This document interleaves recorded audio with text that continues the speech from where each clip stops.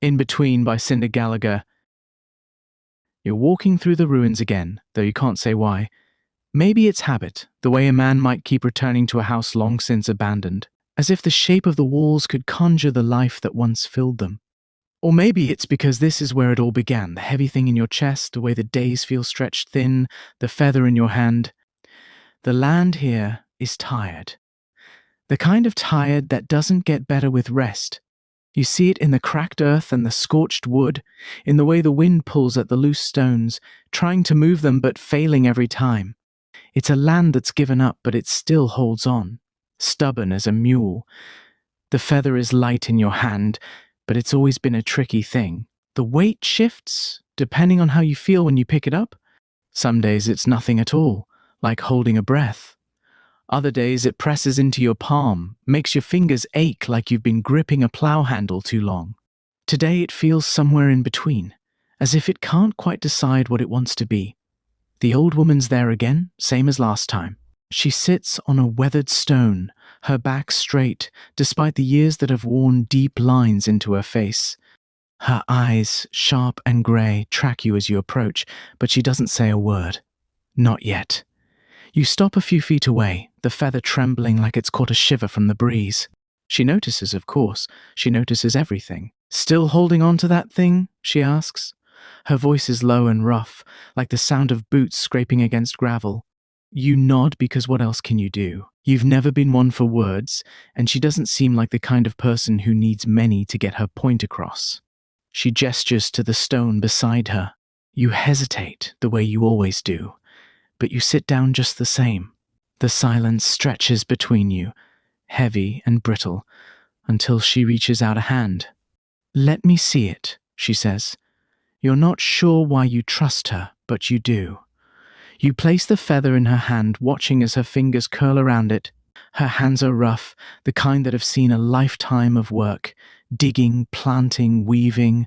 She turns the feather over, studies it like it holds the answers to something she's been asking for years. Finally, she lets out a breath that's more sigh than exhale. "It's grief," she says, her tone flat and certain. Or maybe it's hope. It's hard to tell with these things. They're so small, but they hold so much. You don't say anything, but the words sit heavy in your chest. Grief or hope. Two sides of the same coin, maybe. You think it's just a feather, she continues, her voice softening. But it's more than that. It's yours, through and through. Comes from you, even if you don't see it yet. The wind stirs the dust around your feet, and you look down, not wanting to meet her eyes. You've been carrying the feather for so long you've stopped questioning it. Maybe it's easier that way. Easier than trying to understand why it hums in your hand or why it feels heavier some days. "You all carry something," she says, handing it back to you. Her fingers linger for a moment, as if reluctant to let go.